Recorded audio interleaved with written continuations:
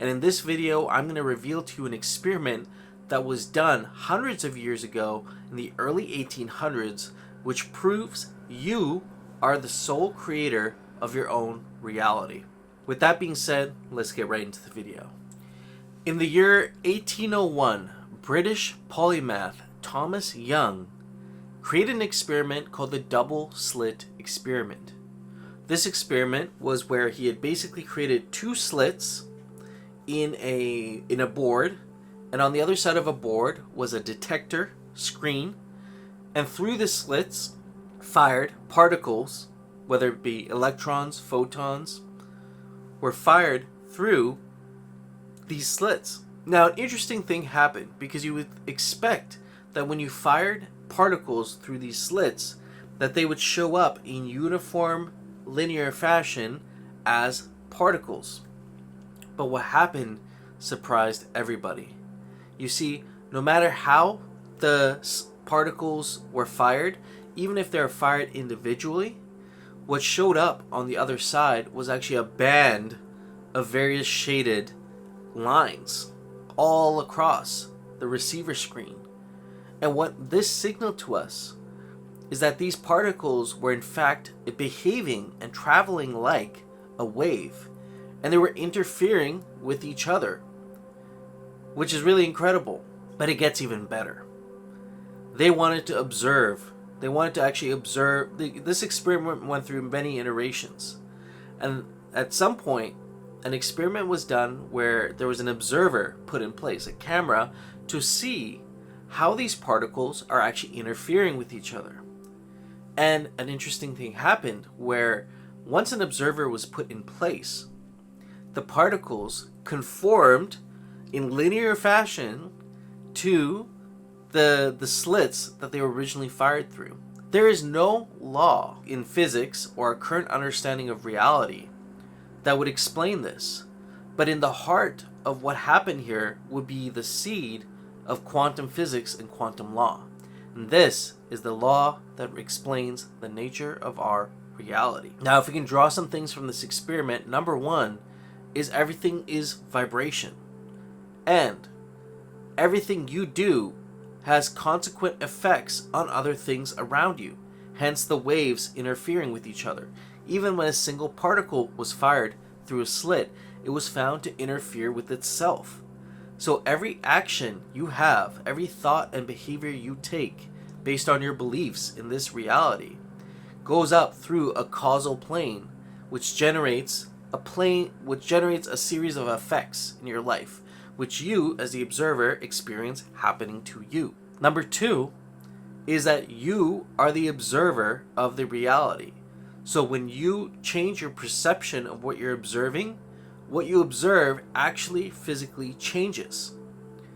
This is the second part of the experiment, where when an observer was put in place, which was simply a camera, a sensing camera to be able to see what was happening, the particles suddenly, instead of arranging themselves as this band of frequencies like a wave would, organized themselves in a linear fashion because they were being watched. And it makes us realize that when particles are being observed, they choose the state that they want to show you themselves in. Everything on this planet, my hands, this desk that I'm on, this chair, this camera, is made of these particles that are being observed. Much of what we observe is based on our perception, which is tied to our beliefs of that thing.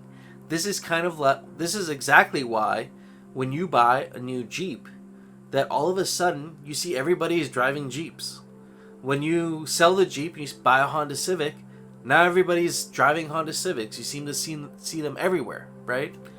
This is because everything in your reality is presented through the lens of your perception. And this experiment blatantly proves it to us. And this is where the Hermetic principles, which precede even pre-religious times, were these almost lost to time principles. We almost lost these and wouldn't have access to them. But because they were written down in books and recorded, and the work of Hermes Trismegistus, which was then put into the Kabbalion and passed down through these different writings, we have this information of these 7 universal laws, and an 8th universal law I actually talk about in another video. I'll plug that.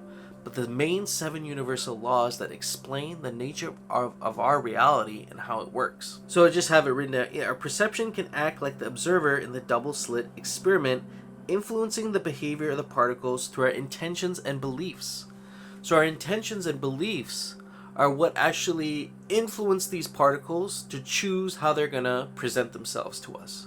So what is the most important thing we could possibly do to be the creators of our own reality? It comes down to examining your beliefs and your values. These are the rose-colored glasses through which you view the reality from. And having old beliefs while trying to reinvent yourself or do something new in your business, or to move forward in an unconventional way to you, seemingly unconventional way to you, while hanging on to those old glasses is sort of like hanging on to like an outdated prescription, and you're going to lose clarity and focus and direction on where you want to go. So the way in which we can make these particles choose to present themselves as our desired reality would be to look at the glasses that we're wearing and see if our prescription is up to date to the desired reality that we would like to see. And this comes down to doing belief work and examining our values. And beliefs have layers. As you do the shadow work, you will see surface level beliefs, things you consciously believe. But way below that are things that you subconsciously believe.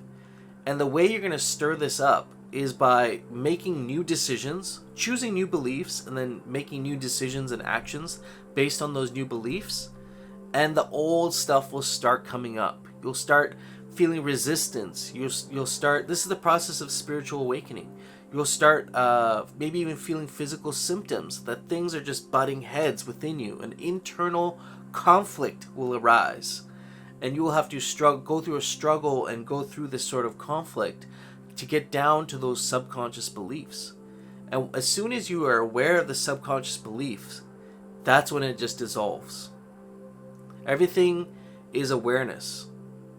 In pure awareness is where you will find your deepest beliefs. And it's also where you'll have the ability to transmute these beliefs into the new beliefs that are going to serve you for your desired reality. This is real evidence right here. I know manifestation can be this out there, woo-woo kind of concept. A lot of spiritual people talk about it in a more of an ethereal sense, which can make sense for a lot of people. But the majority of us want practical advice. We want to have a real way of navigating the world in a step-by-step kind of fashion, especially when we're going through an already overwhelming and sometimes confusing internal struggle.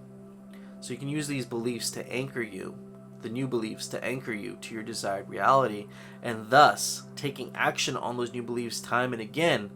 These particles in this reality around us that we observe will choose to present to us our desired belief. So with that being said, I have a link down below if you do want to work a little more closely together over a longer period of time and create radical change in your life. And other than that, I wish you a great week, my friend. Peace out.